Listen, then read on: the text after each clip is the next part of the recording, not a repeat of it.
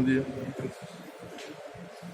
Na aula passada, a gente trabalhou conceitos de variável aleatória, discreta e contínua, e as suas respectivas funções de probabilidade. A função de distribuição de probabilidade e a função de densidade de probabilidade. Hoje a gente vai ver a acumulada. Se vocês olharem bem, né, isso tem toda a relação com aquelas tabelas de frequência que a gente viu lá no comecinho. Tá? Lembra que a primeira coisa que a gente viu na tabela de frequência que era a contagem da frequência.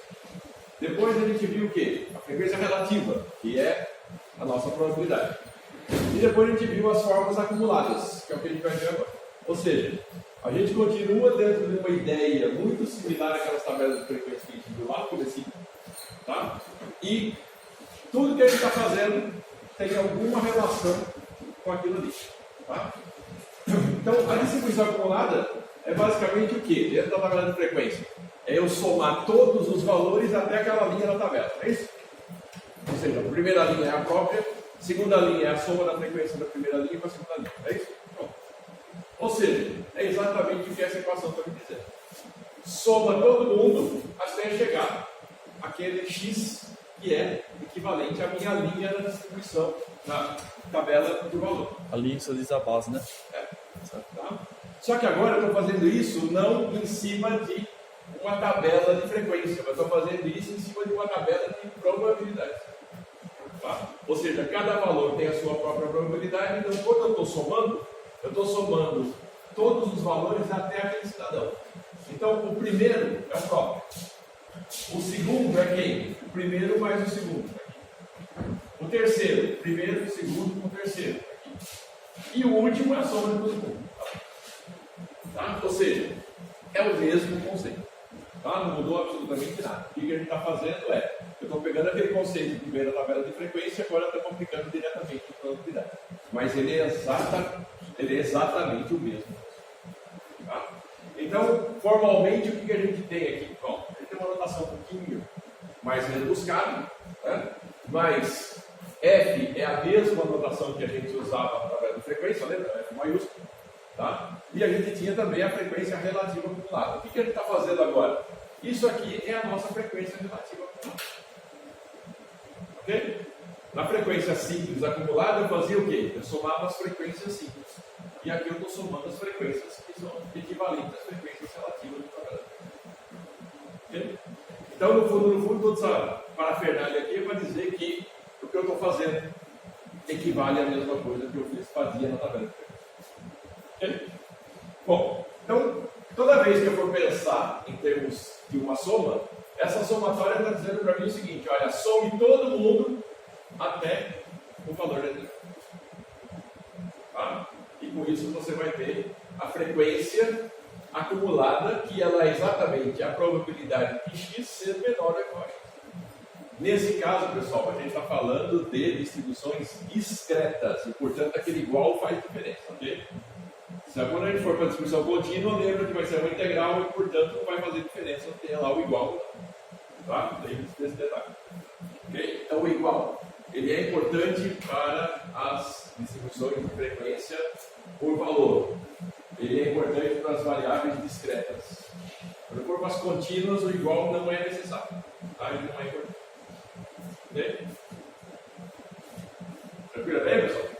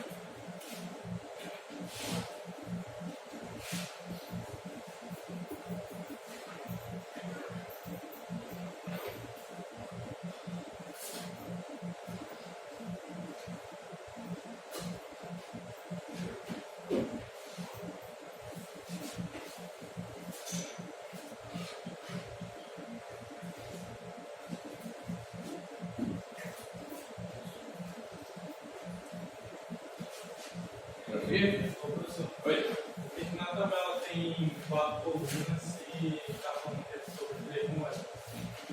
Porque quando eu estou trabalhando 3 moedas, o que eu quero? Eu quero a combinação de caras. Então eu posso ter nenhuma cara, ou seja, saiu só coroa, uma cara, 2 caras, 3 caras. Beleza, pessoal? Podemos seguir? Ok. Então, a nossa ideia é, aquela lá era a representação tabular. Agora, a gente está mostrando para vocês a representação analítica. Tá? A representação analítica, eu posso eventualmente ter uma função que me diga exatamente como é que aquelas coisas funcionam. Ou, eventualmente, eu digo simplesmente como é que ela funciona. Está aqui. Tá? Então, nesse caso aqui, eu vou ter tantas linhas aqui, quantas eu tinha lá, mais a exceção. Tá? Que não tinha lá. Então, o que acontece? Essas linhas aqui são exatamente iguais a essas colunas aqui. Mas tem alguém a mais aqui, que é essa primeira aqui. Ok? Ou seja, a função vale 0 para todos os valores abaixo de 0. Ou seja, okay? Qualquer valor que entrar lá que não seja dentro do meu domínio, não vai nada. Bom, aí o meu domínio começou a aparecer. X igual a 0. Então vale 1/8. Isso vale até 1. Não inclui o 1. Por quê? Porque quando incluir o 1, vale 4/8. Isso vai até 2 sem incluir o 2. Porque quando chegar no 2, vale 7/8. Que vai até o 3 sem incluir o 3. Quando chegar no 3, vale 1. E vale 1 também para todo mundo que for acima de 3. É como se fosse o domínio de cada um, né? Como assim todo mundo acima de 3? Não é uma função acumulada? Sim. Então, eu estou acumulando até chegar lá. Depois dali, todo mundo vai. É uma função acumulada. Estou subindo. Até 3 vale isso daqui. Agora eu falo assim. E se eu tivesse, por exemplo, 4 moedas? 4 caras? Não existe 4 caras. Mas eu estou pegando a função acumulada até 4. Então é x menor ou igual a 4. O 3 vale. Ok? Tudo bem, pessoal? Então, essa aqui é a forma analítica. Bom, eu posso eventualmente arrumar uma função aí que diga para mim como é que eu faço isso de uma forma bem mais elegante. Tá?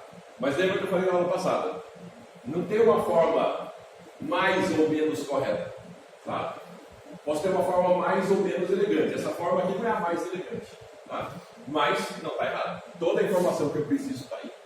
Ou seja, tudo que está escrito aqui, pessoal, equivale ao que está aqui. Tá? Então é isso que eu tenho que tomar muito cuidado na hora que eu construo essas formas. A informação que está numa tem que estar na outra.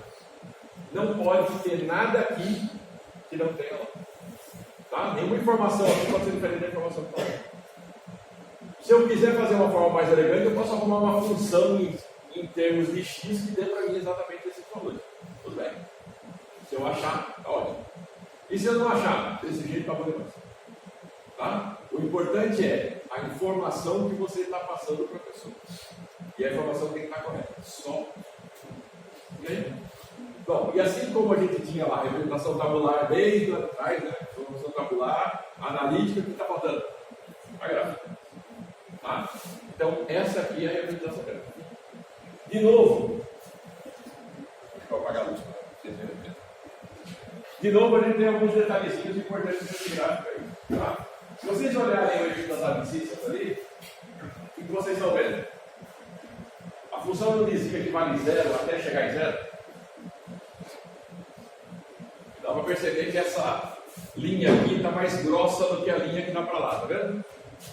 Ou seja, para qualquer valor de x menor do que 0, ela vale 0. Quando chegar em 0, ó, perceba, está todo mundo vendo aí que é uma bolinha aberta? Todo mundo está vendo aí? Tá. Quando chegar em 0, vale 1/8.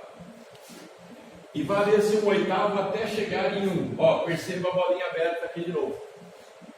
Tá? Por quê? Porque em 1 ela vale 4/8. Ok? E segue da mesma maneira até chegar no 2. No 2 ela não vale 4/8, ela vale 7/8. E segue da mesma maneira até chegar ao 3. No 3 ela vale 1. E do 1 ela segue até o infinito. Ou seja, quando eu tiver qualquer coisa indo para menos infinito, esse negócio vale zero. Para mais infinito tem que valer. Professor, essa barra grossa tem que ser só na base, né? Quando é essa linha do meio assim, pode ser fina. Lembrando que aqui está valendo zero. Sim. Isso aí podia ser de outra maneira. Ou seja, enquanto ele vale zero, aqui embaixo. Não, mas eu tô dizendo essa linha no meio assim, ela pode ser fina, né? Aqui no meio? É, Pode. pode ser. Ela só é grossa por causa que é como se É porque eu tenho duas retas aí. Duas retas, né? Pode denotar que eu tenho de fato uma reta sobreposta. Sim, sim. Tá? Outra alternativa de fazer isso é usar cores diferentes. Faço uma cor preta, por exemplo, para fazer o gráfico, e na hora de desenhar o resto eu ponho em azul, eu ponho em vermelho, eu ponho outra cor para destacar. Certo. Mas aí todo o conteúdo do gráfico tem que estar na mesma cor. Se eu fizer em vermelho aqui, tem que ser vermelho no resto. Tá? Tudo bem, pessoal? Dúvidas? Então lembre-se que esses gráficos são meio chatinhos, tá? Meio chatinhos com respeito a esses detalhes, são importantes. Coisa muito importante. Quando a gente faz este gráfico aqui, vocês percebam que a gente tem essas bolinhas aí aparecendo. Tá, mas lembra que quando eu fiz lá atrás o histograma, a tabela de frequências, não tinha bolinhas desse tipo. Ok? Então cuidado com esse detalhe. Isso vale para esses gráficos de variável aleatória. Os gráficos que a gente fez em cima de tabela de frequência não tem essas frescuras. Tá? São diferentes. Ok? Erro muito comum nas provas o pessoal confundir esse gráfico com o outro. Então pede uma distribuição acumulada, o cara faz o histograma. Ou vice-versa. Pede o histograma, o camarada vai lá e faz um gráfico acumulado. Tá? Então muito cuidado com esse detalhe. Na lista de exercício tem para você fazer os dois. Então tome cuidado com esses detalhes que são importantes. Tá? Quando pede um gráfico, você faz outro errado. Ok? Beleza? Muito bom. Lembre-se que tudo que a gente faz aí está aberto a interpretações, tá? Ou seja, na lista de exercícios a gente fala, interprete os gráficos. Você pode interpretar os gráficos da mesma maneira como você interpreta as funções. Então, eu tenho interpretações que eu posso fazer dentro do gráfico, eu posso fazer interpretações aqui, também posso fazer interpretações aqui. Ou seja, qualquer coisa pode ser interpretada. Tá, e como é que se interpreta isso?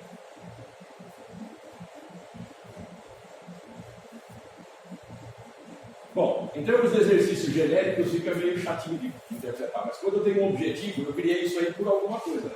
Estou fazendo um estudo. O meu estudo tem um objetivo. Se o meu objetivo, por exemplo, é, olha, eu quero saber exatamente o que está acontecendo aqui no caso de vamos pensar lá, uma banca de apostas. Tá? Então eu fiz uma banca de apostas, a minha banca de apostas é, eu ganho quando der mais do que 2. O cara ganha quando der abaixo de 2. Qual é a probabilidade dele ganhar? E qual é a probabilidade de eu ganhar?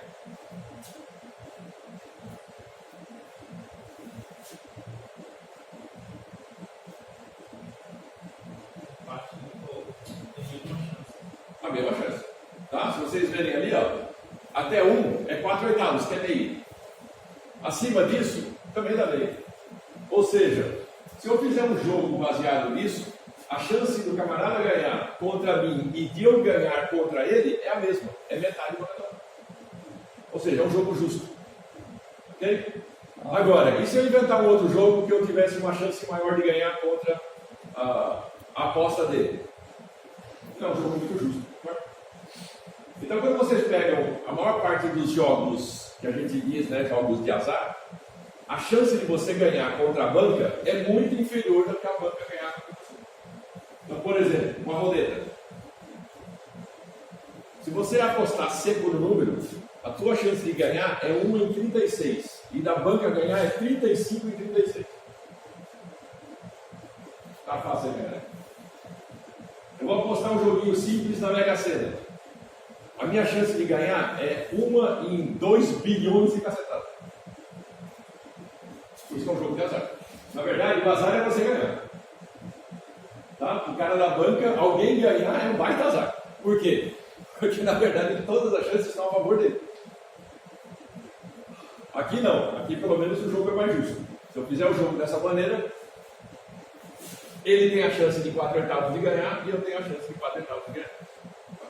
É justo. Tudo bem? Então eu posso fazer interpretações baseadas em situações desse tipo. E isso é fácil de ver. Tanto aqui, quanto no gráfico, quanto aqui também. Ou seja, eu estou vendo que em qualquer situação abaixo de 2, 4/8. O que sobrou aqui? Os outros 4/8. Se eu olhar no gráfico, a mesma situação. Os 4/8 daqui. Tá? Então a chance de eu ganhar com as minhas apostas abaixo de 1 é a mesma chance de o outro ganhar com as apostas acima. Tudo bem? Então a interpretação pode vir de várias maneiras. Não ser uma maneira fixa qualquer. Tá? O grande lance é, por exemplo, a gente vai falar assim, qual é a menor chance de alguém ganhar? A menor chance de alguém ganhar é nesse 1/8 aqui e naquele 1/8 lá. Ok? Mas então, a menor chance de ganhar é com 0 caras ou com 3 caras. pela tabela fica difícil de enxergar, mas melhor fazer o gráfico quando for fazer. Não, dá para enxergar os dois. Aqui, ó, você não tem 7/8? Daqui para cá a distância é 1/8. Daqui para cá a distância é 1/8. Tô entendendo.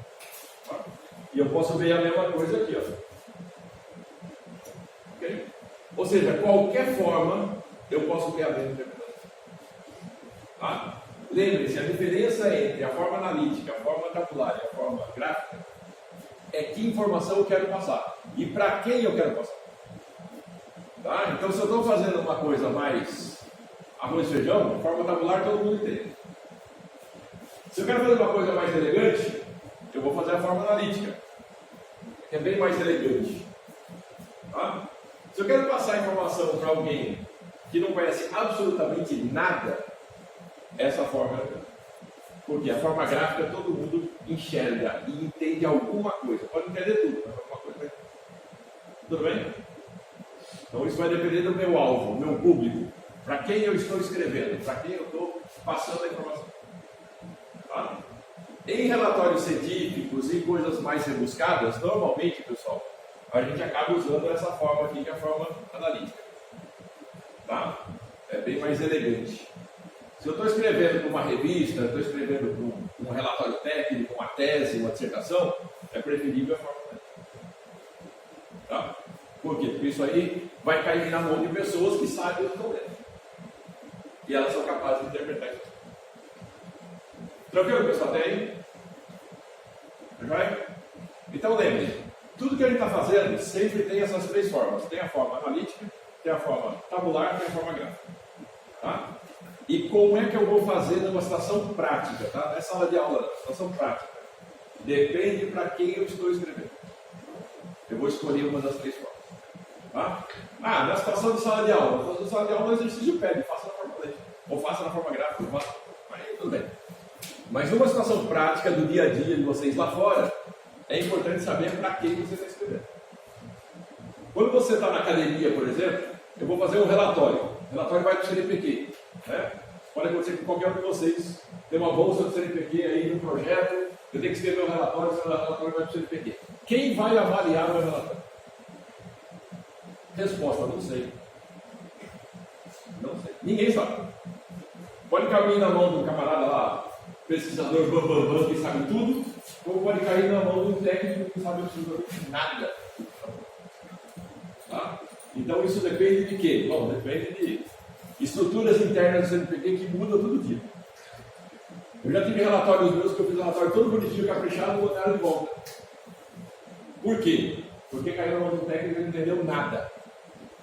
Aí ele fala assim, como é que eu vou dizer que você fez o que você disse que fez? Está tudo lá.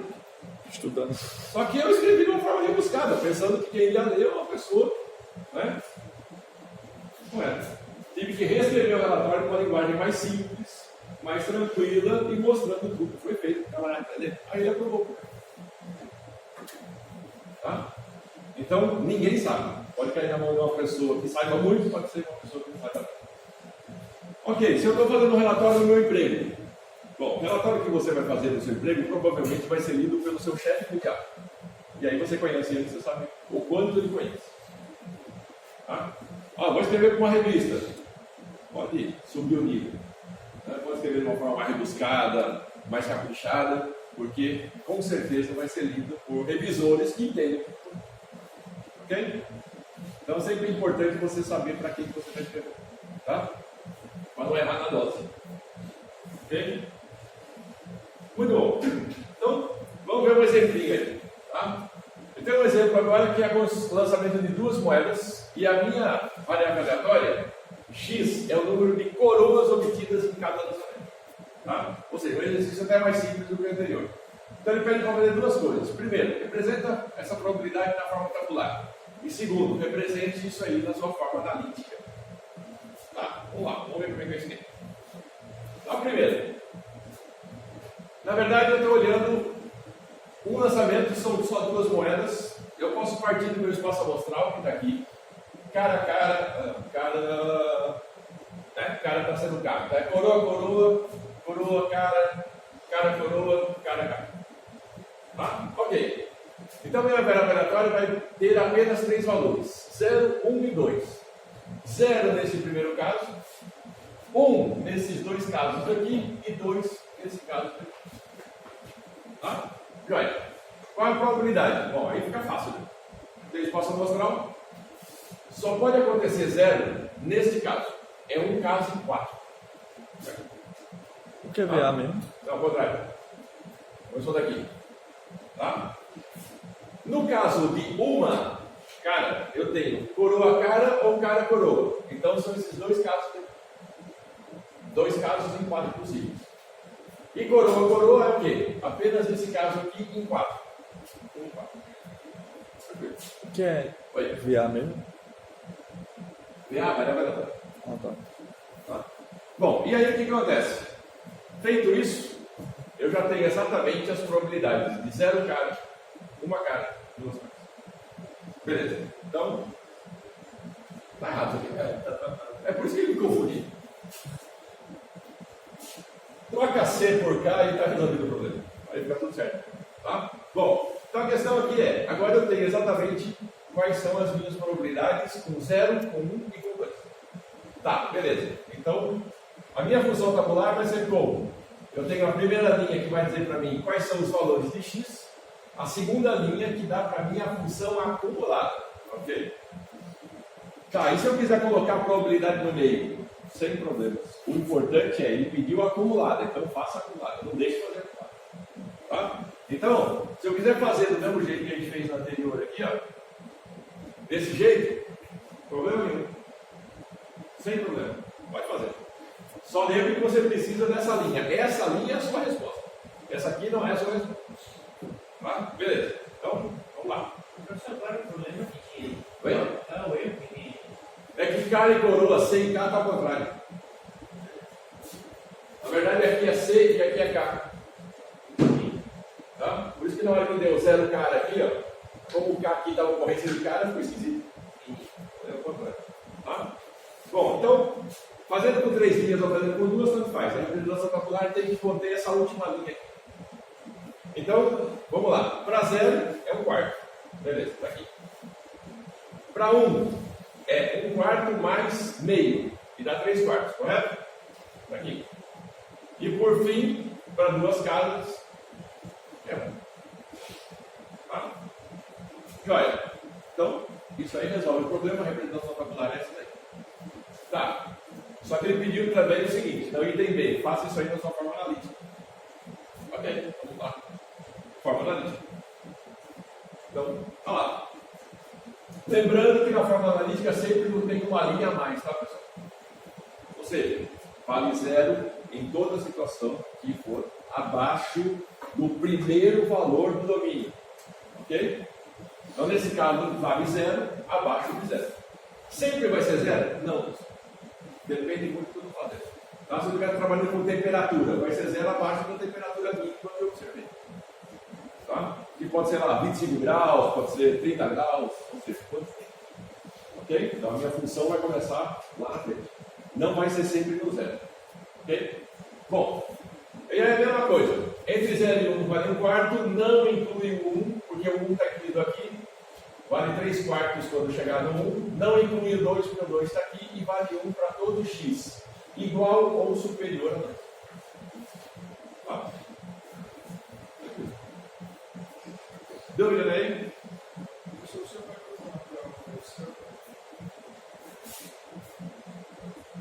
Começa ou não, Leandro? Não, o anterior. Entendeu?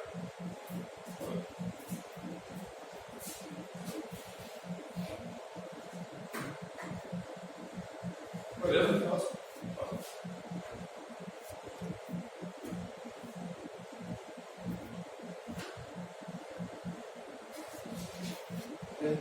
Beleza? A outra?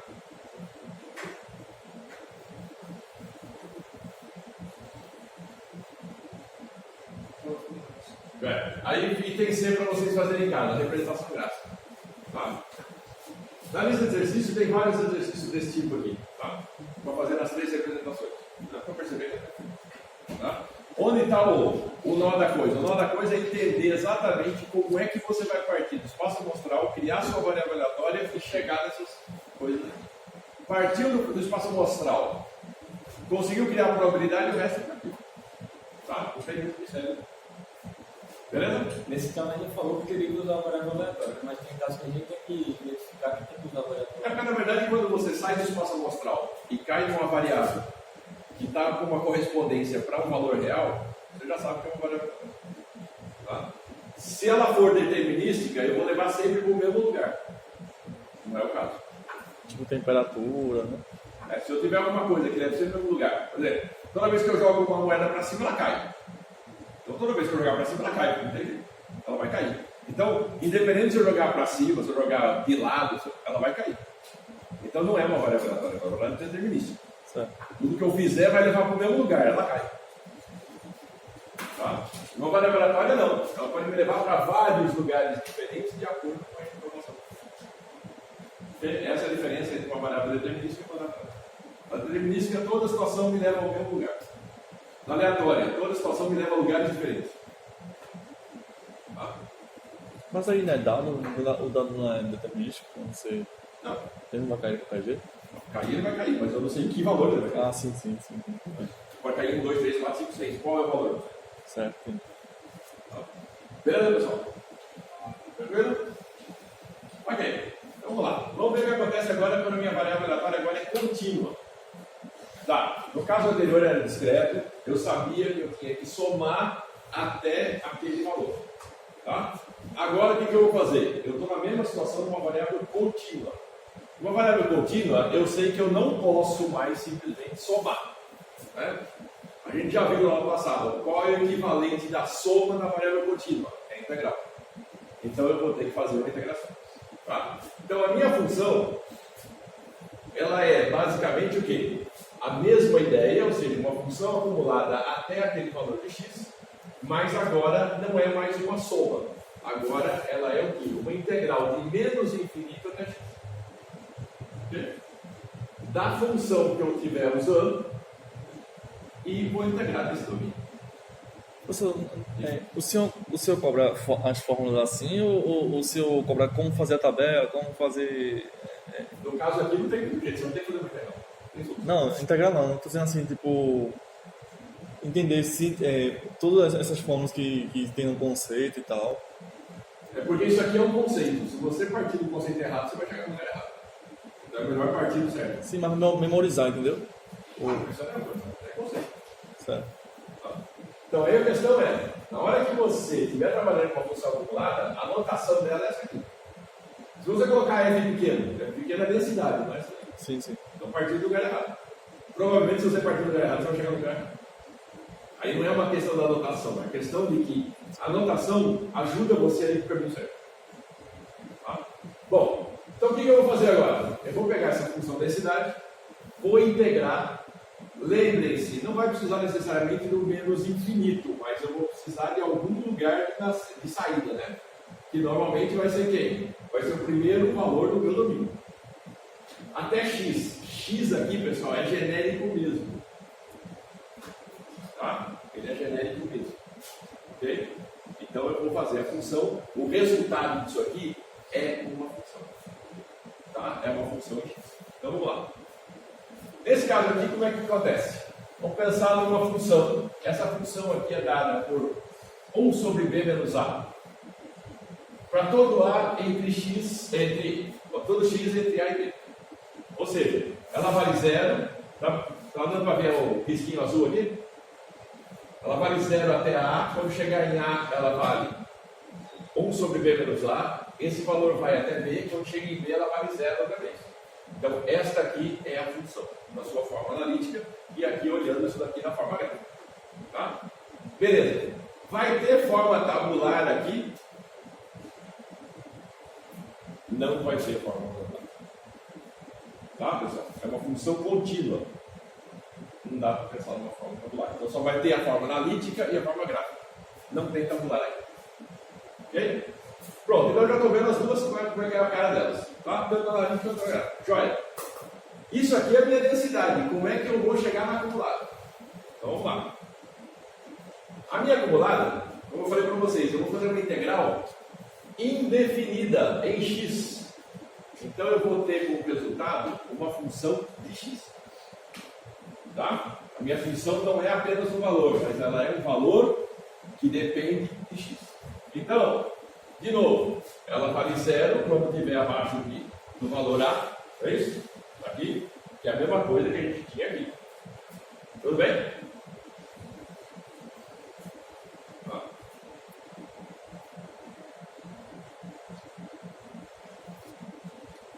Pronto. Aí o que vai acontecer? Ela vai ser uma função linear, tá? Que vai partir de A até B, e a partir de B ela vale 1, como no caso discreto. Como é que eu sei disso? Pronto. Primeiro, essa função aqui não é constante? Tá, se eu faço a integral de uma constante, me dá um valor em x, concorda? Polinômio de grau 0 me dá um polinômio de grau 1. Beleza? Tá, então é por isso que eu sei que essa função aqui é uma função linear. É uma função em x. Analisando a própria densidade. Tá, agora o que eu preciso saber? Bom, o que eu preciso saber é qual é o coeficiente angular dessa coisa. Fazendo a integral eu vou descobrir quem ele é. Então, esse camarada aqui sai da integral dessa função aqui. 1 sobre b menos a me dá o quê? Isso aqui é uma constante, fica fora da integral. Eu faço o quê? A integral desse camarada é uma constante em x, concorda? X valendo entre a e b. Ok? Tá? Bom, só que para mim não vale entre a e b, vale entre a e x. Por que vale entre a e x? Vale entre a e x pela definição, tá, pessoal? Aqui, ó. O meu menor valor da minha função é a, não é isso? O meu maior valor está fechado em x, não em b. Se eu integrar entre a e b, o que vai dar o resultado? 1. Correto? Por isso que eu não devo integrar ela em todo o domínio. Eu tenho que integrar ela entre o menor valor do domínio e x. Aí eu vou conseguir obter esse cara aqui. Beleza? Ficou claro? Tranquilo? Alguém tem dúvida? Tá? Quem seria o valor maior do que B? Não tem valor também. Mas eu não posso integrar em B, porque senão isso aqui fica B menos A dividido por B menos A. Aqui não. Certo. Entendi. Mas bom, é aqui, ó. Tá? Então eu preciso de uma função que diga para mim quem é essa reta. Tá? Essa função é uma função em x. Perceba que tem umas diferenças interessantes e importantes quando eu olho isso do ponto de vista da variável contínua em relação à variável discreta. Tá? A variável discreta é muito mais fácil de brincar com ela. Aqui na contínua tem que tomar uns cuidados aí, porque eu tenho que descobrir as funções. Tudo bem? Pronto. Então, feito isso, eu consegui descobrir quem é essa minha função, e esse aqui é o meu gráfico. A funçãozinha da acumulada vai ser uma crescente. Ela, na verdade, ela é não decrescente. Ela pode até ser constante em algum momento aqui, mas ela nunca é decrescente. Ela sempre sobe. Porque se você olhar aqui a função da discreta, na verdade ela é não decrescente. Porque ela chega nesses patamares aqui, o patamar ela é constante. Tá? Então constante ela pode ser, ela não pode ser decrescente. Beleza, pessoal? Ficou claro? Então, o senhor pode voltar no slide. Qual? O anterior. Anterior? Diga. Só uma coisa, como é que eu sei a probabilidade? Assim, por que a probabilidade Mas Porque você eu- deu um exemplo. Não, é nesse caso só. Nesse caso ele definiu a densidade dessa maneira, então isso aqui é uma constante. Podia ter uma função em x? Podia. Problema nenhum. Podia ser, por exemplo, 1 sobre b menos a vezes x. Não tem problema. Uma vez definido, eu parto daquela definição. Ah, isso é um exemplo, então, né? Esse é um exemplo. Uma função. Tá? Ok? Então, nesse caso aqui, o que ele está vendo? E partir de uma constante. Podia ser uma coisa doida? Podia. Quando doido? Quando você quiser. Tá? A única coisa importante é que a integral desse negócio seja 1 e que ela seja positiva para todo mundo. Aí eu posso chamar de probabilidade. Ok? Ou seja, aquelas definições que a gente viu nas aulas anteriores continuam valendo. Tá? Se eu olhar essa função aí, ó, é uma função sempre positiva, tá? E a integral dela vai dar 1. Ou seja, isso é uma função de densidade de probabilidade. Não posso deixar de que isso aconteça. Tá? Joia. Então, essa aqui é a minha acumulada. Resolvido o problema. Peraí, Sim.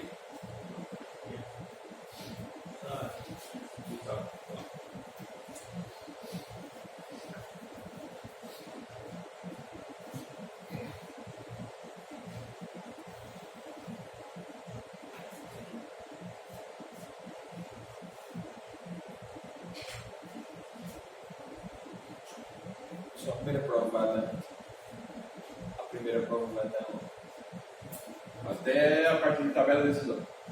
É depois disso. Não, tem esperança e variância e tabela de decisão. E tem mais, além dessa, mais uma aula para fechar o assunto. Aí tem uma aula que é uma aula que a gente vai fazer prática, tá? E depois dessa aula prática, uma aula de dúvidas e já foi. Faltam umas 3 aulas ainda. Aí não na próxima aula, na outra, pessoal, não sei se vai ter computador para todo mundo. Aí se for o caso, traga um notebook, alguma coisa, para a gente conseguir fazer a aula prática. Tá? Aí tem que estar baixado aquele. É, com o DVD você vai ter uma chance de fazer isso aí direto no DVD sem precisar instalar nada. Agora quem quiser pode instalar o R no computador. A vantagem do... Oi? Os computadores já tem aquele. Não. A gente tem. Tinham vários computadores. Quando estavam os computadores mais antigos, eles estavam exatamente com aquela distribuição que eu falei para vocês. Tem trazendo. Nesses computadores novos que chegaram ano passado, já não estão mais com aquela distribuição. Tem trazendo pendrive, parece. Pode o pendrive ou baixa o DVD, do jeito que vocês quiserem. Eu não sei se vocês têm acesso a mudar a configuração. Eu acho que não. se você tiver uma versão por tempo do R, por tempo não dá pra instalar nada. Então é melhor vocês Então eu vou falar com a menina. vocês trazerem o nome de vocês. Vai, Eu não tenho notebook. vai. Eu não tenho. Talvez aqui dê pra... Eu não sei se essas máquinas têm o R ou não. Eu imagino que tem. Do laboratório da 102, sim. Eu tenho pendrive, eu trago o bootable, né? Pendrive bootable. Tá? Mas eu acho que tem, porque da 101 tinha.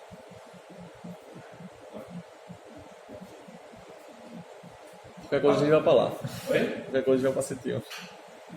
Mas tem aula lá na 101 certo? Então lá, pessoal, para vocês brincarem aí, a mesma ideia, eu estou dando uma função constante, tá?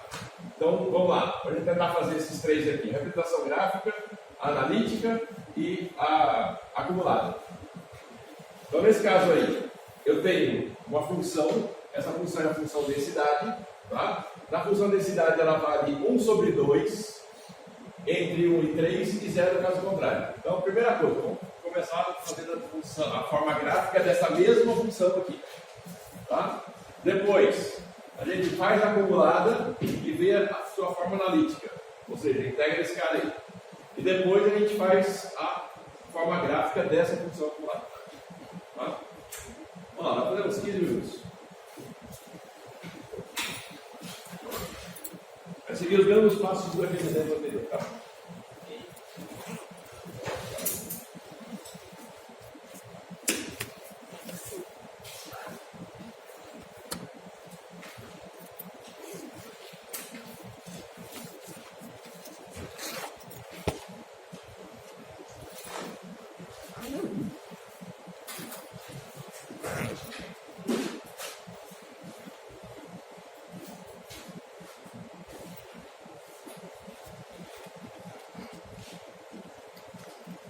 Na aula prática a gente vai abordar quais assuntos? A Tudo gente vai ver tudo que a gente viu aqui na prática. na prática do software. Certo? Como ele é livre, vocês podem baixar e ir lá.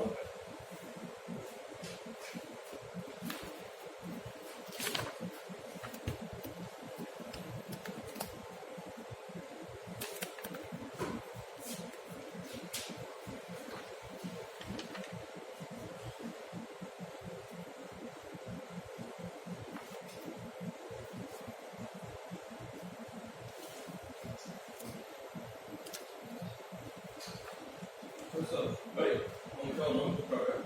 R. É só letra R. Quer dizer, colocar na internet, software R. Vai. Pronto.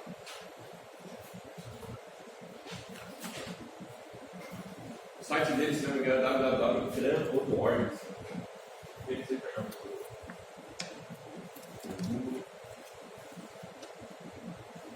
é Heitor.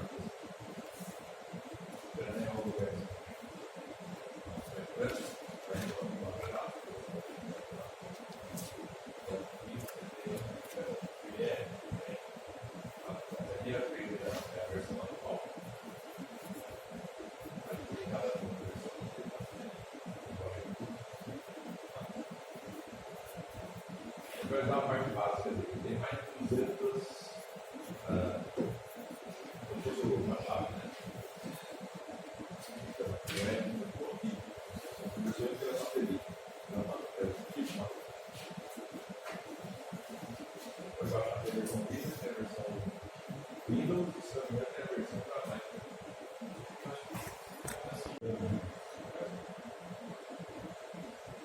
Professor, aquele que o senhor mandou que anuncia, é só para a gente usar o programa R? Ele te entrega o Linux, que é uma versão Ubuntu que a gente fez uma remasterização para fins educacionais. Então lá tem C, tem Pascal, tem Fortran, tem um monte de outras coisas na linguagem, tem LaTeX, tem os outros editores de texto, tem Lava, tem um monte de coisa também. Mas basicamente ele só vai usar o R.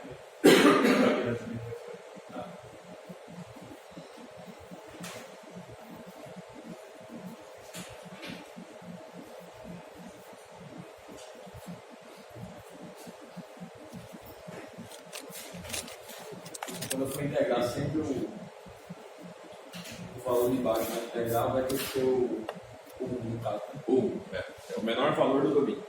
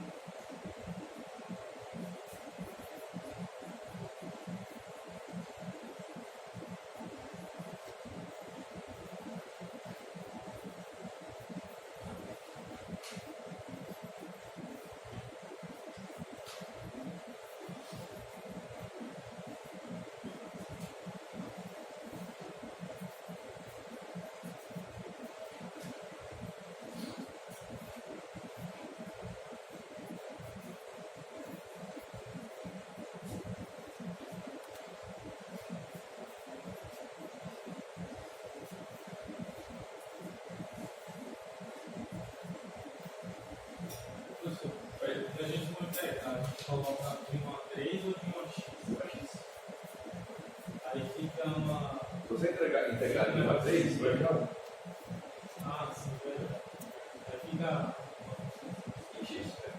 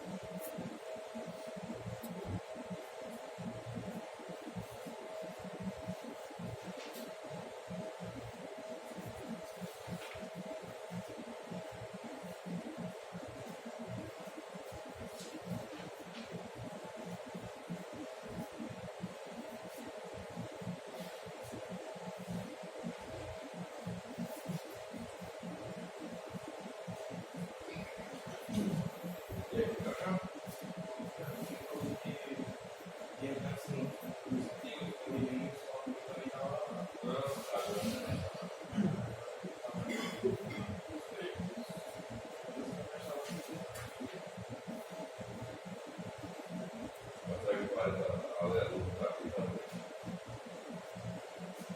Quando estraga, não.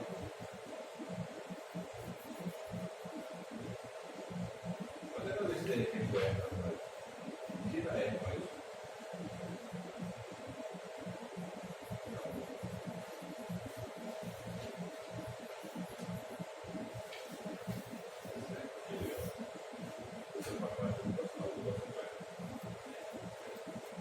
Lá vai para outra coisa, agora já vamos falar.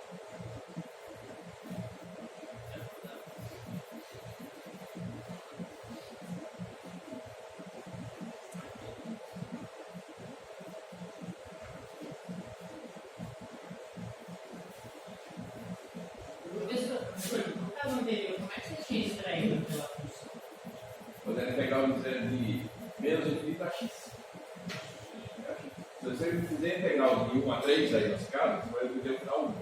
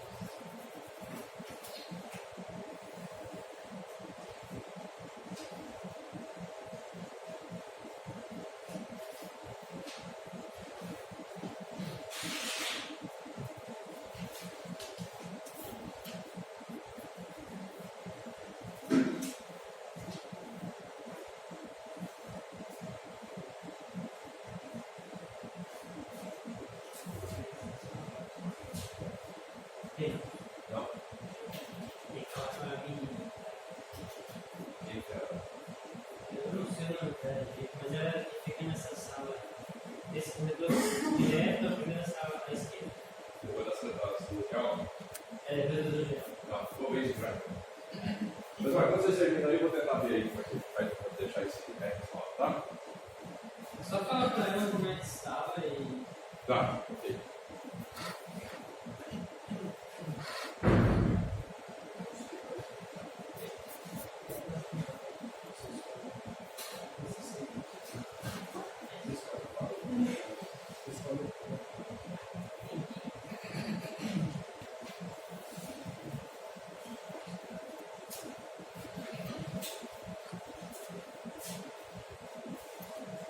Tem que mandar um e-mail para eles e solicitando pessoalmente. Né?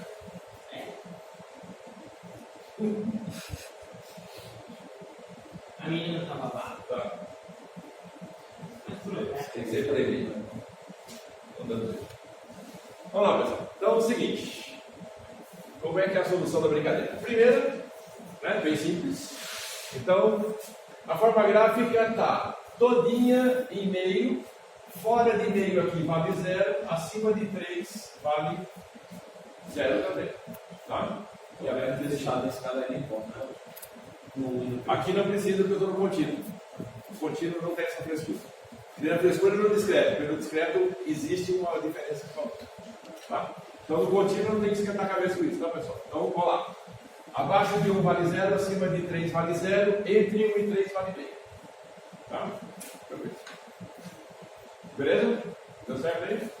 Tá? Lembrem de tentar fazer alguma coisa aqui, pessoal, que mostre que esse cara existe. Como aqui, ó.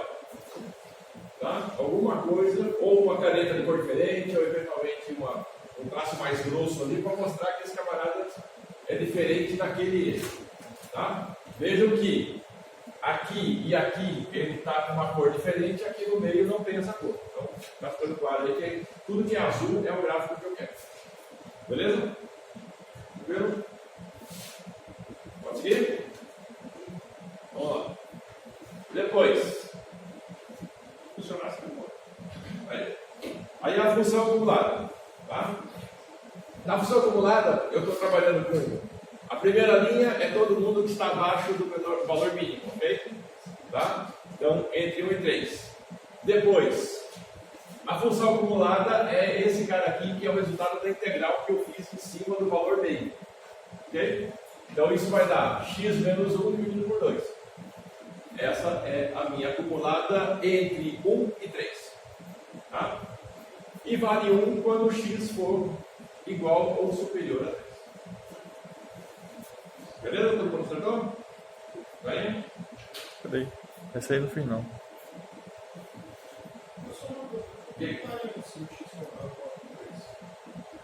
Porque eu não estou acumulando? Quando eu chegar na acumulada no ponto máximo, ele vale 1 até infinito. Tá?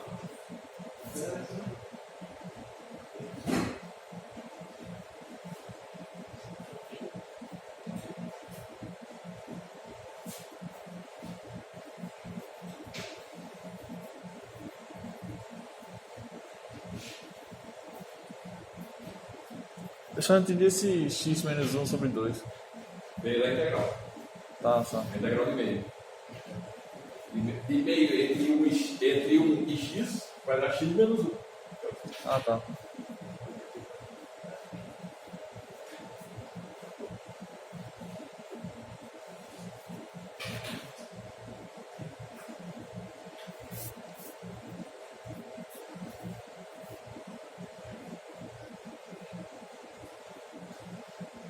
Beleza, pessoal? Podemos seguir? Vamos lá. E por fim, a função na sua forma gráfica, tá? Então, de novo, ó, ela vale 0 até chegar em 1. Quando chega em 1, ela vale x menos 1, que vem até 3. Tá? A partir de 3, ela vale 1. Ok? Botei errado, botei um meio ali. Aí você está fazendo a É, tô necessidade. entendendo.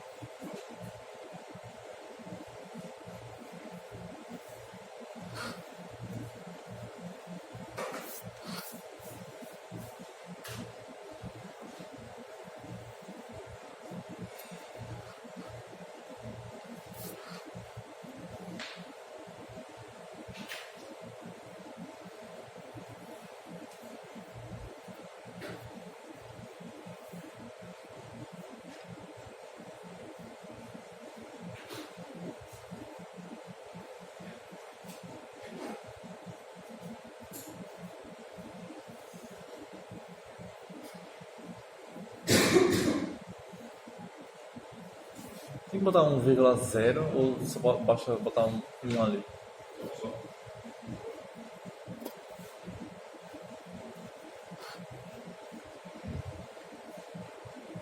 Tudo bem, pessoal? Tranquilo? É.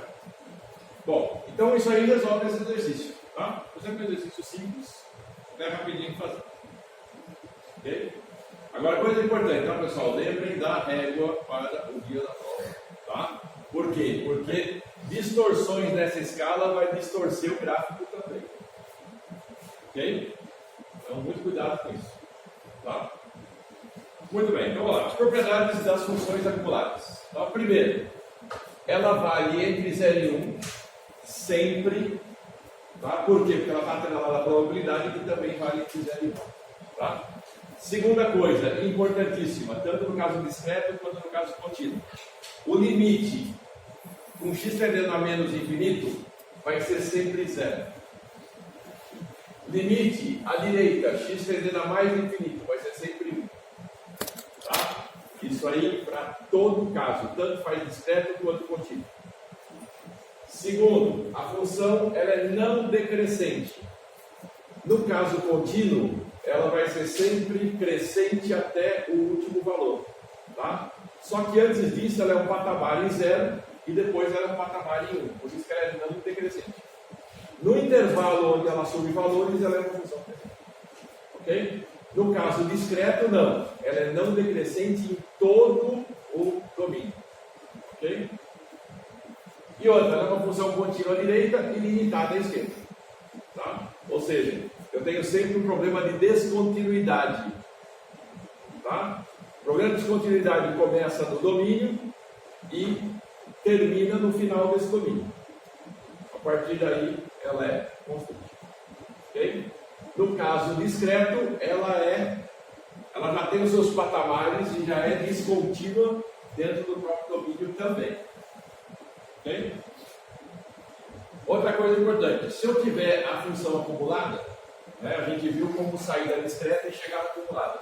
Eu posso fazer a operação inversa, derivando a acumulada e chegando na densidade. Ok? Então eu posso pegar essa cidadã aqui, se eu derivar essa cidadã, eu vou chegar nessa. Tá? Integrei daqui para chegar lá, de lá eu posso voltar com a derivada. Ok? E isso daí, no caso da função ser derivável. Tá? Lembre-se que para ser derivável ela tem que ser contínua. Ok? Então, o que acontece? Na lista de exercício tem um caso onde a função é derivável por partes. Então, se eu quiser sair de uma para chegar na outra, eu vou ter que fazer a derivada dentro das suas partes. Ok? Tá? É uma função lá que, se não me engano, tem 2 ou 3 linhas na lista de exercício. Tá? Então, aqui vale, a ideia vale, mas vale dentro das suas partes. Tá?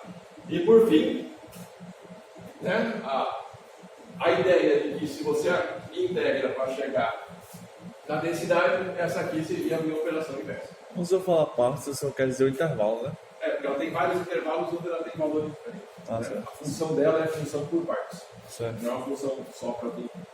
Certo. Ok? Tá.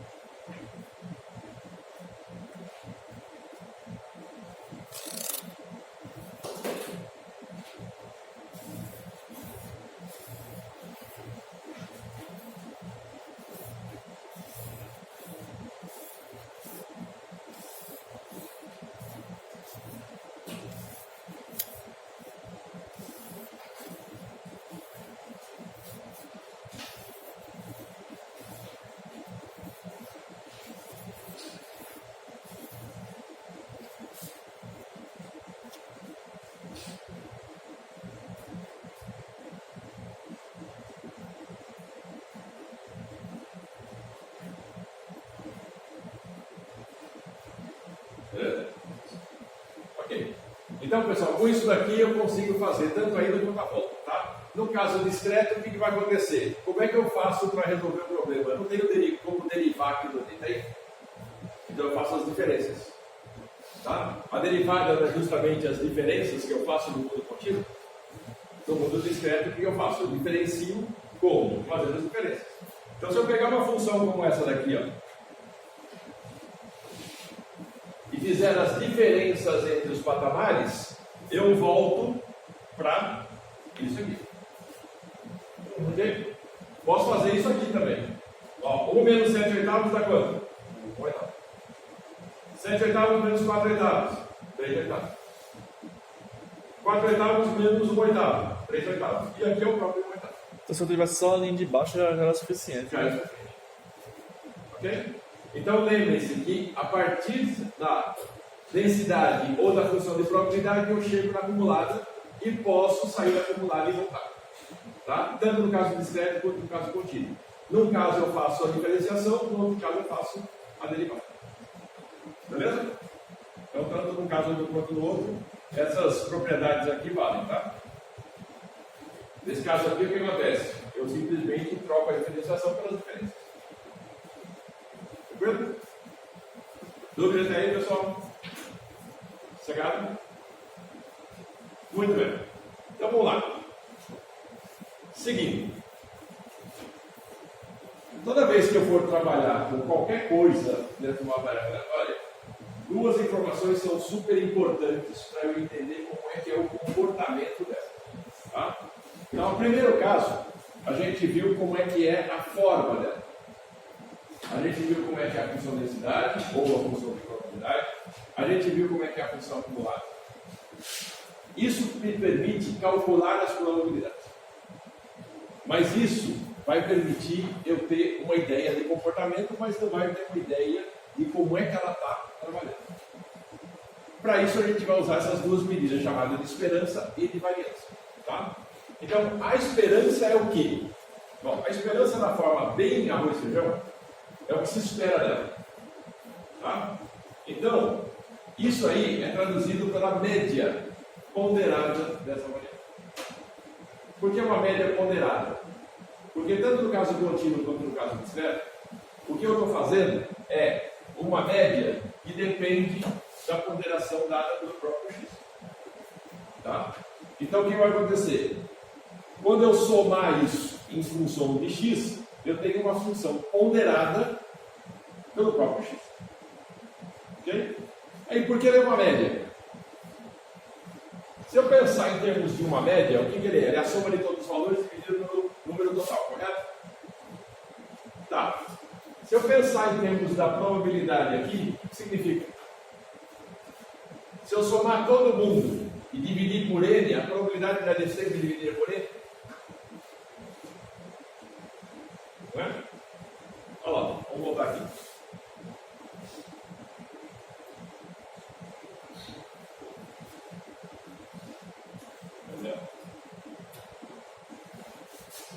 Ok. Eu tenho 4 valores possíveis. Vai dividir por 4. Correto?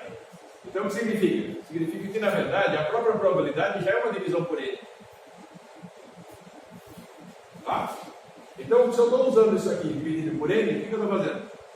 Estou fazendo uma média ponderada. Tudo bem? Ficou claro? Beleza. Então, como é que a coisa funciona? Vamos lá. No caso aí é o somatório das médias, né? Sim. Não, eu vou criar uma média onde a ponderação é a probabilidade. É. Tá? Bom, e aí? Então a questão é a seguinte: vamos pensar naquela variável aleatória anterior, que a gente viu lá, com 3 lançamentos de moeda. Tá? E eu quero saber agora o seguinte: qual é a média esperada de números, do número de caras obtidos? Ok. Então, a minha média o que é?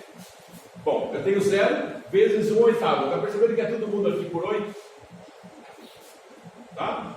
Então, esse camarada aqui já tem a própria divisão por 8. É a história do somatório de x dividido por n. Só que eu tenho uma ponderação. Essa ponderação é da. Tá? E aí? 0 vezes 1/8 mais 1 vezes 3/8, ou seja, é x vezes a sua própria probabilidade. Depois, mais 2 vezes 3/8, mais 3 vezes 1/8. Ou seja, eu só tenho essas 4 chances de acontecer, cara. Ou não acontece nenhuma, ou acontece uma, ou acontece 2, ou acontece 3. E cada um com a sua devida probabilidade. Fazendo essa conta, isso dá 1,5. 1,5 significa o seguinte: que eu espero que, em média, a cada 3 lançamentos de moeda, eu tenha uma cara e meia. Ah, mas não existe uma cara e meia, assim, só que agora é média. Agora pode. Tá? Se não fosse uma média, não podia, mas como é média, pode. Ok? Significa que a cada 6 lançamentos, ou a cada 10 lançamentos, cada 6 lançamentos eu deveria ter 3 caras. E a cada 10 lançamentos eu tenho 15 caras. Correto? Beleza? Ah, em cada lançamento das 3 moedas. É. Eu li errado. Eu li lançar 3 vezes as moedas. Lançamento de 3 moedas. Bom, e aí o que acontece? Isso aqui é a minha interpretação. Então, de cada x vezes que eu fizer aquele experimento, eu espero ter, em média, tal resultado. Que é metade, no caso, né? 1,5 de 3. É 1,5. Sim, a metade falando das 3 moedas. É. Tudo bem? No caso aí, você arredondaria, por exemplo, para um lançamento. Se você fosse dar essa resposta para o cliente, você arredondaria para cima ou para baixo? Fica meio esquisito, se eu estou lançando 3 moedas, como é que eu vou pensar em uma lançando 3? Fica meio estranho, porque se você está fazendo um experimento onde eu lanço 3 moedas, fica esquisito você falar de lançamento de uma só. Eu vou falar dos números. Um lançamento com tendo 3. Com 3 moedas, é 1,5. Como é que eu vou falar isso, cara? Como é que eu vou falar do meio? Na verdade, quando você fala em estatística, tem coisa que fica meio esquisita. Né? O caso de 1,5 fica estranho. Fala assim, se você 2 pessoas, uma comeu hoje e a outra não comeu hoje. Então, em média, cada um comeu meia linha. Mas infelizmente é assim. Tá? Então o X esses valores quebrados, pessoal, na média e na variância são permitidos, ok? Tá? E são úteis. Então, dentro dessa concepção, eu tenho aí que, em média, fazendo o lançamento de 3 moedas, eu espero uma cara e meia. É estranho? É. Aí, se quiser deixar menos estranho, faz desse jeito aqui, ó. Uso múltiplo. Tá? Então, por exemplo, em cada 6 lançamentos, eu vou obter 3 caras. Ou em cada 10 lançamentos, eu vou obter 15 caras. Para tirar esse meio, né? Vai tirar essa ideia do meio aí. Tá? Esse 0, 1, 2, 3 é sempre. Os valores de o próprio X assim. É 0 cara, 1 cara, 2 caras ou 3 caras. É o da tabela, né? Tá vendo? Entendi. Achei que era 0 até N. Não. Isso aqui tá saindo daquela ideia da probabilidade lá atrás. É que isso aí está lá para trás. É isso aqui, ó. Tô vendo. Saiu daqui. Tá?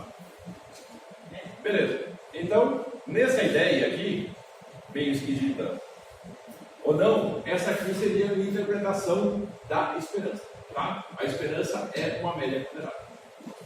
Beleza? Muito bom. Então, a questão é a seguinte: o que seria a minha variância? A variância dá uma ideia de variabilidade. Então, vamos lá. O que é a esperança, que é a média? A média, pessoal, é um ponto central da minha distribuição. Tá? Então, o ponto central da minha distribuição, vamos voltar lá naquela tabelinha.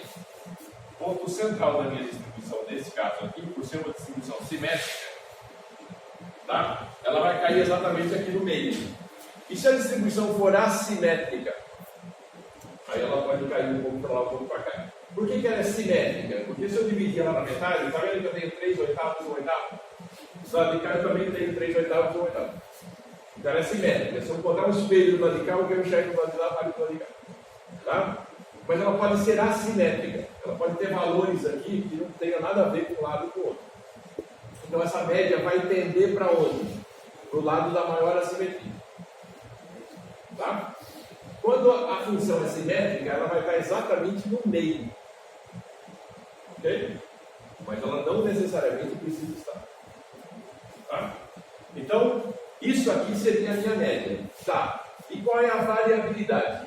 A média dá uma ideia de centro, mas não me dá uma ideia de variabilidade, o quanto isso está variando em relação a esse centro. Ok? Então a média é a esperança e a variância é o quanto isso aí está variando em relação ao centro. Então vamos lá. Do ponto de vista da variância, o que é isso aqui? Bom, então isso aqui é a esperança de x ao quadrado menos a esperança de x ao quadrado.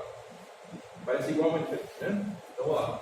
Aqui eu vou pegar o x ao quadrado. A própria variável vai ser elevada ao quadrado. Aqui é o valor que eu já tenho, que eu calculei da esperança, e vou levar este cara ao quadrado.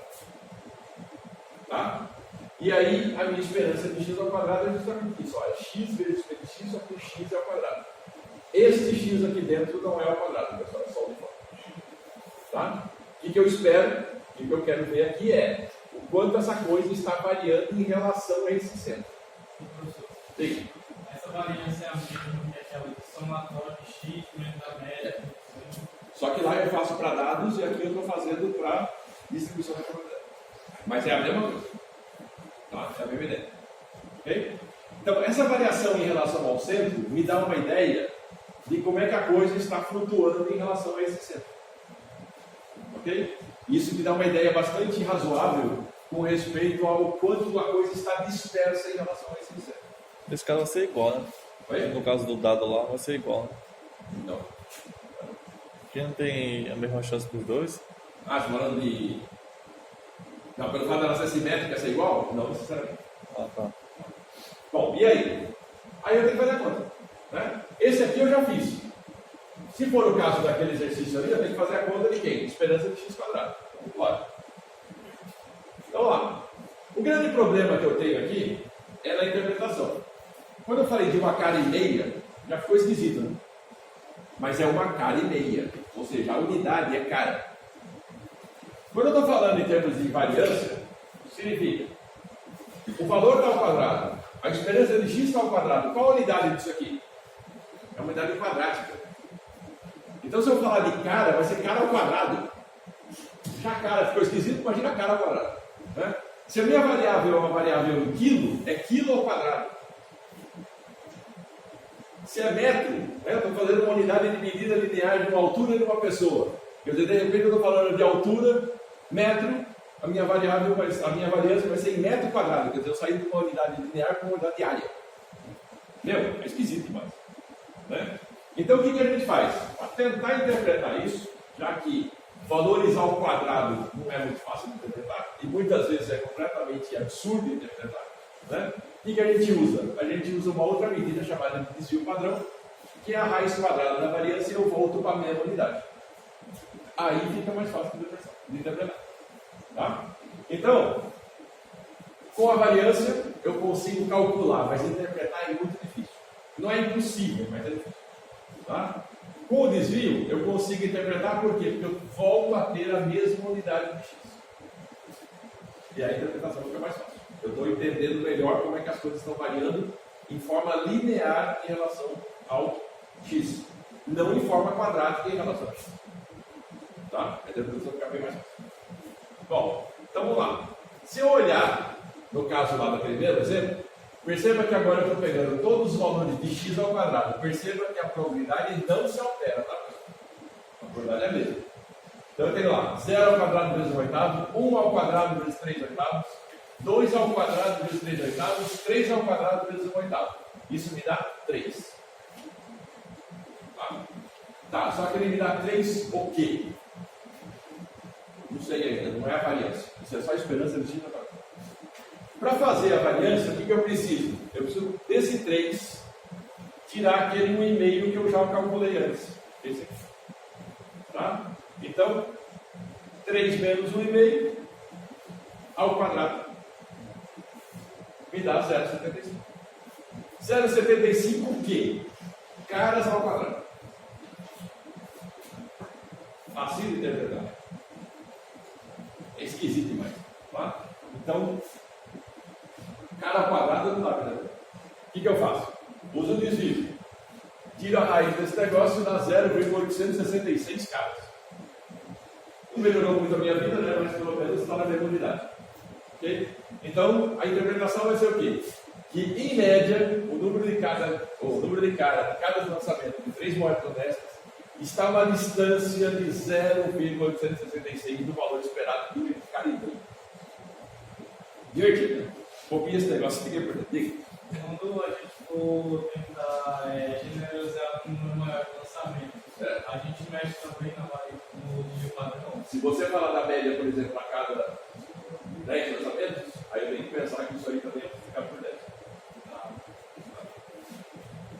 Professor, não entendi não esse negócio de estar a uma distância aproximadamente. É, porque na verdade é o seguinte, um não é um valor de distância, um não é um valor de medida central, e o outro não é uma variabilidade em termos da média. Significa o quanto ele está em relação a essa média. Ou seja, que distância ele está em relação a essa média. Ah, ele fora da média, né? É. A distância está fora da média. Então eu tenho valores que estão mais ou menos a 0,866 da média para baixo ou para cima. Se fosse a margem de erro. É mais ou menos isso.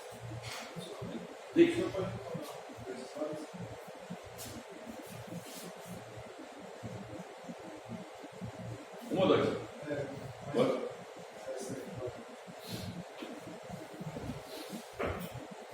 A variância, pessoal, é sempre alguma coisa em respeito àquela média, tá? Ou seja, é uma ideia de distância. Assim como o valor central, ele está olhando só em termos da distribuição como um todo, qual é o seu centro, a variância me dá uma ideia do quanto essa coisa varia em relação a esse centro. Tá? Então é meio como uma medida de distância. Ok? O que acontece fora desse intervalo dessa variância? E daí a gente vai chegar lá, daqui a pouco a gente vai descobrir que com esse cara aí eu consigo criar uma coisa chamada intervalo de confiança, que é muito mais fácil de interpretar. No caso, então, o intervalo de confiança seria dentro dessa variância? Ele vai usar a variância como unidade de medida para entender o quanto isso aí está variando em relação a ele. mas aí associado à probabilidade. É uma ideia um pouco mais elaborada. Essa ideia aqui é simples, mas ela é meio estranha, né? A outra é mais robusta e é mais interessante de interpretar porque ela te dá um intervalo de fato.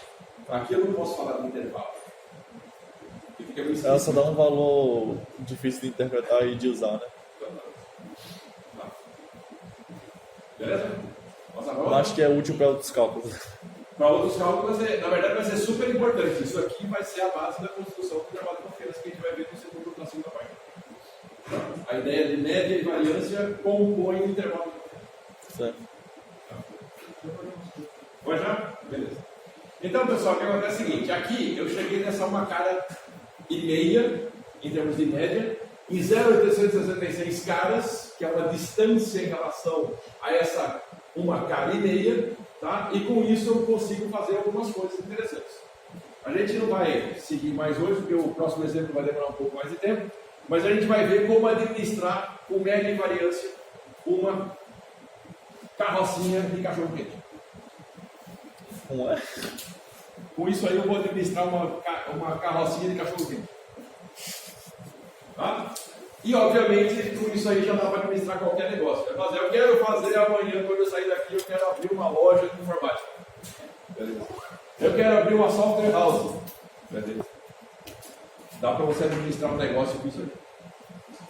Tá? E a gente vai mais longe chegando em tabela de decisão, que é uma forma mais avançada de você administrar um negócio que também usa a ideia da experiência. Mas ele vai administrar em que sentido? No cálculo de Você lucro? conduzir o negócio, né? Do lucro? Tomar né? decisões sobre ele. Ah, tomar decisão. Né? Tá? Beleza, pessoal? Então, tranquilo. Deixa eu só fazer a chamada aqui. Dúvida até aí? Tranquilo? Tá, pessoal, não descuide na vista, tá? Tá chegando perto da prova aí. Ó, ninguém foi tirar dúvida comigo até agora.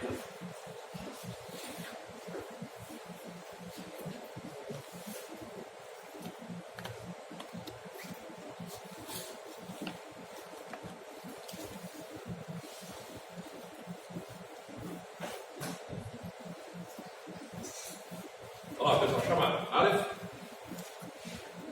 Douglas. Presente. Drayton. Everaldo. Everton. Francisco. Gabriel. Eu. Glauber. Gustavo. João Paulo. Jonathan.